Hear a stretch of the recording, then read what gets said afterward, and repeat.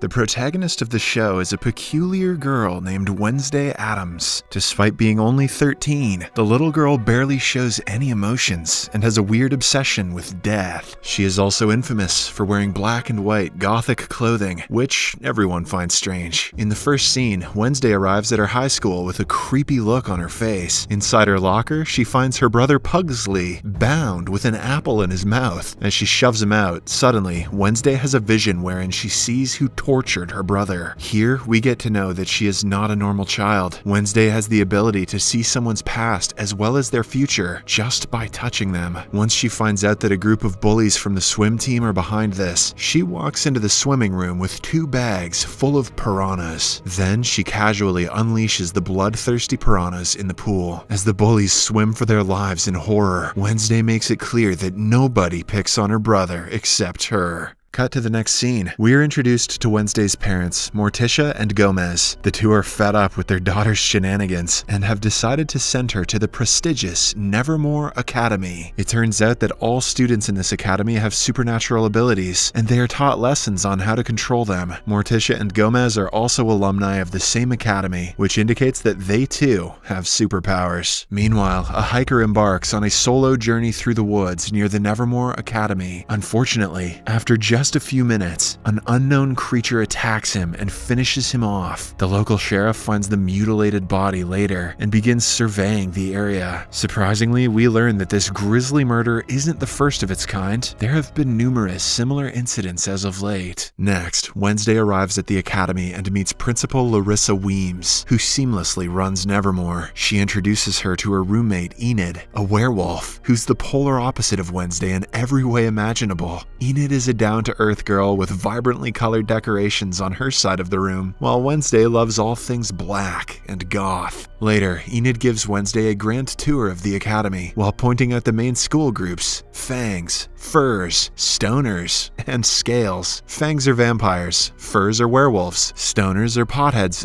gorgons with snakes on their heads, and Scales are sirens who have the ability to manipulate people. Enid also shows her the most popular girl in school, Bianca Barclay, a gorgeous siren, and her ex-boyfriend Xavier Thorpe, a death artist who can transform his drawings into reality. Meanwhile, as the Addams family departs in their car, Gomez releases Thing, a chopped-off living hand. Thing is tasked with keeping watch over their daughter. The following day, Wednesday joins fencing class, where she is pitted against the impressive Bianca. After a bit of back and forth, the girls end up with equal points, so they decide to remove their masks and fight until someone draws blood first. Soon enough, a brutal battle erupts, with both of them matching each other stride for stride. However, at the end, Bianca ultimately emerges victorious when she slashes a small cut on Wednesday's cheek. Later, as Wednesday exits the infirmary after getting patched up, she is almost crushed to death by a falling stone gargoyle. Luckily, the death artist, Xavier, arrives just in time and pushes her out of the way. Shortly after, Wednesday returns to her room, but she suspects that someone is watching her. Hence, she searches the room and eventually finds the hand, Thing. Realizing that it's her parents' doing, Wednesday threatens the hand to be loyal to her, or else she will lock him up in a drawer. Terrified, Thing vows to be faithful. Due to Wednesday's piranha prank, she has to take mandatory therapy sessions. So, Principal Larissa drives her to her therapy session in Jericho, a small town outside of Nevermore. She meets her therapist, but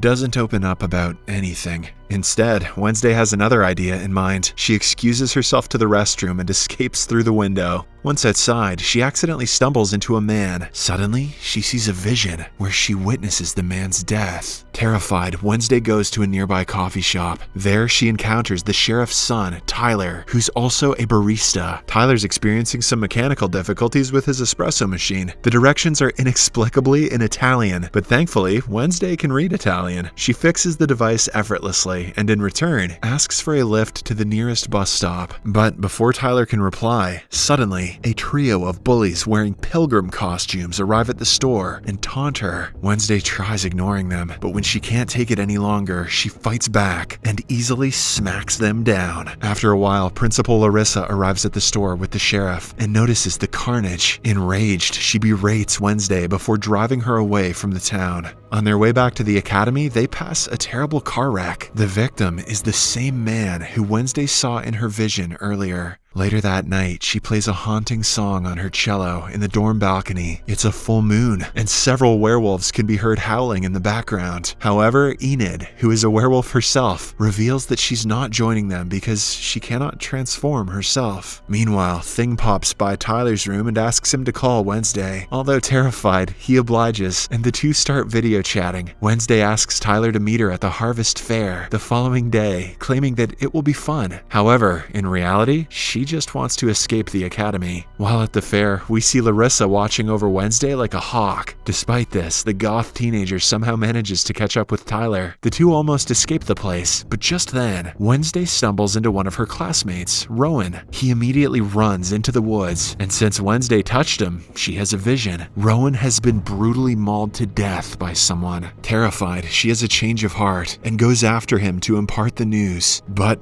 before she can say anything, Rowan uses his telekinesis ability and secures her high up in a tree. He then reveals that his mother, a powerful seer, envisioned Wednesday destroying the Nevermore Academy 25 years ago. Hence, Rowan believes that he has to kill her before anything bad can happen. He then starts choking her telekinetically. Geez, at least buy her telekinetic dinner first. But suddenly, a massive monster leaps in, tears Rowan apart, and vanishes into thin air. Wednesday stands over his mutilated body and sees the illustration his mother supposedly drew of her. Soon after, police officers led by the sheriff begin looking for Rowan's body, but are unable to find it. As expected, the sheriff does not believe Wednesday's statement about a monster attacking Rowan and thinks it was a Nevermore student instead. An officer disrupts their conversation, and surprisingly, we see Rowan, who is very much alive. When Wednesday arrives at her room, she notices that her roommate Enid is too preoccupied with the Po Cup competition, an annual boat riding game. Later, she tries talking to Rowan, but Principal Larissa informs her that she has been expelled for a reason she can't share. As a result, Wednesday reverts to Plan B and asks Thing to keep an eye on Rowan. The scene then cuts to Rowan, who has arrived at the train station, with Thing following closely behind. After observing the surroundings, he covertly heads to the restroom and changes his appearance into that of an old man. Unfortunately, Thing loses track of him and misses this transformation. Later, the old man changes to Principal Larissa. This reveals that she is actually a shapeshifter, and for some reason, she is covering up Rowan's murder. Left with no options, Wednesday ventures into the woods to look for Rowan's murder clues. She is accompanied by Tyler, who is stalking his dad. After a while, she finds Rowan's glasses, and as she picks them up, she has a vision. In the vision, she sees a purple book from which Rowan got the drawing. Wasting no time, Wednesday confronts her class teacher about the book, and the latter reveals that it belonged to an old student society called the Nightshades. However, the society has long since disbanded. After school, Wednesday sneaks into Rowan's room to look for the book. She finds a mask underneath his bed, but before she can leave, Xavier arrives. It turns out he is Rowan's roommate. Wednesday quickly hides under the bed, and right then, Bianca also arrives to visit her ex. She overhears their conversation and learns that Bianca is planning to crush Enid in the upcoming boat riding competition. Hence, as soon as she returns to her room, Wednesday decides to help Enid by joining the competition so that they can take Bianca down. The next day, Wednesday and Enid gear up for the competition. As there are no rules, it is all fair game, and Bianca is using this to her advantage. There are 4 teams, and the game is that they have to row their boat to a destination and back. Whoever is the first one to arrive at the finish line without being knocked out in the lake is declared the winner. As the contest begins, Bianca hints at one of her friends, who is ready to sabotage the other boats. The friend, who turns out to be a mermaid, dives into the lake and destroys one of the boats, knocking the team out. Thankfully, Wednesday and Enid are prepared. So, with the help of Thing, they manage to capture the mermaid. However, during the contest, Wednesday has another vision. This time, she sees a blonde hair version of herself, and that version tells her she is the key. Confused, Wednesday snaps into reality, only to find that Bianca's team is leading the race. Unwilling to give up, she and Enid decide to play dirty. They use Bianca's underhand methods against her, and finally win the competition. With this, a non-siren team has won the esteemed competition for the first time in 4 decades.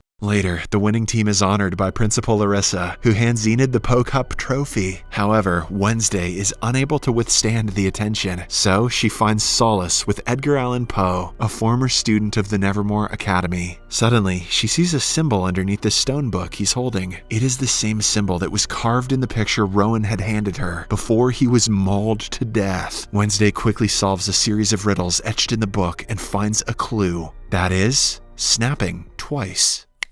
When she snaps twice, suddenly, a secret corridor opens, revealing a hidden chamber. If this academy had a beat poetry club, this portal would not be a secret. There, Wednesday successfully finds Rowan's book, from which he had torn the picture. She puts the book in her backpack, but before she can go further, someone thrusts a black sack over her head. Shortly after, when the sack is taken off, she finds herself surrounded by Bianca, Xavier, and a few more students, who are members of the Nightshades Club. Turns out, although the group was previously disbanded, Principal Larissa reinstated it secretly. Xavier urges Wednesday to join their group, but she straightaway refuses and walks away. In the next scene, we see Principal Larissa announcing the annual Outreach Day, where the Nevermore students will have to mingle with normal people, also known as normies, by working alongside them at their establishments. Once they arrive in town, Wednesday tells Xavier that his roommate might have been murdered. The latter doesn't think Rowan is dead because he was only expelled. Despite this, Wednesday shows him the picture Rowan's mother drew. Xavier takes a close look at it and reveals that the man in the picture is actually the founder of Jericho, Joseph Crackstone. A while later, Wednesday decides to volunteer in the Pilgrim World, the place that holds Jericho's history. There, she meets Eugene, a young boy she had befriended in the beekeeping club. The two immediately get to talking and start observing the surroundings. Soon, the students are approached by Miss Arlene, the caretaker of the Pilgrim World. She gives them a tour and talks about some of Joseph Crackstone's beloved artifacts. Wednesday asks more about the artifacts and learns that they have original farm tools, tableware, and even the family chamber pot. Ew. She wants to work there, but can't because it's being renovated. Instead, they're all going to work at the Ye Olde Fudgery to distribute fudge and cakes to the local tourists. Later, Wednesday, with the assistance of Eugene, sneaks into the Crackstone family chamber. She finds a painting of the old meeting house, which includes the girl from her vision. Shortly after, she also finds the book that the girl was carrying. However, when Wednesday notices that the pages are blank, she suspects it is a fake. Just then, the caretaker Arlene arrives and catches her. Wednesday asks about the original book, and Arlene hesitantly reveals that it was stolen last month. Later, Tyler and Wednesday reunite at the coffee shop. The latter inquires about Joseph Crackstone, and Tyler reveals that what is left of the original meeting house is out in the woods. It is pretty much a ruin, and meth heads use the place as a crash pad. Immediately, Wednesday and Thing enter the woods in search of Joseph Crackstone's place. They eventually find it and come across a homeless man, but Thing chokes him and scares him away. What the hell, Thing? Suddenly, Wednesday experiences a vision. This time, she travels 400 years into the past. We see the blonde girl she encountered in the earlier vision. There are villagers who are encircling the girl as they call her the devil's spawn. Soon, Joseph Crackstone arises from the crowd and calls her Goody Adams. He accuses her of being a witch and condemns her to die in a barn stuffed with other accused folk, including her mother. In turn, Goody also accuses them of stealing their land, slaughtering the innocent, and robbing them of their peaceful spirit. Enraged, Joseph stares at her for a while and then sets the barn ablaze. Goody tries to free her mom, but all her efforts are in vain. At last, when there is no hope left, she escapes via a trap door. Meanwhile, Wednesday observes all of this in the barn with them. Goody soon runs up to her and claims that Joseph won't cease his crusade until he's killed them all. With this revelation, Wednesday wakes up from her lengthy vision and explains everything to Thing. I think we found someone who it's cool for you to choke, Thing. Suddenly, they see the same monster that killed Rowan lurking behind them. Wednesday runs after it in the rain, but can't keep up. Hence, she follows the footprints, which strangely start transforming into a human's. This reveals that the monster is actually a human. Right then, she runs into Xavier and tells him what she saw. He wants to look at the tracks, but the rain has already washed them away. The following day, everyone reunites in the town square for the unveiling of a new statue dedicated to Joseph Crackstone. Wednesday plays an instrumental version of Fleetwood Mac's Don't Stop with the Jericho Marching Band, while the mayor and Larissa announce the statue. However, disaster ensues when Thing, as per Wednesday's orders, sets the statue in flames. While others run away in horror, Wednesday's eyes gleam with vengeance as she swiftly plays the cello. Later, Principal Larissa tears into Wednesday, suspecting that she caused the incident. However, the teenager refuses to have done anything and instead confronts Larissa for refusing to acknowledge the bloody racist truth on which Jericho was founded. Hell yeah. That night, the homeless man from earlier is being attacked by the monster, and his camera begins taking pictures of the incident. Moments later, the sheriff and his crew arrive at the forest ruins and find the homeless man dead. They discover footage on his camera that may reveal the culprit's face. After developing the photos, the sheriff looks upon the face of the killer, a monster born from nightmares. Be sure to check out the next episodes of this series as we cover them on Series Recapped. On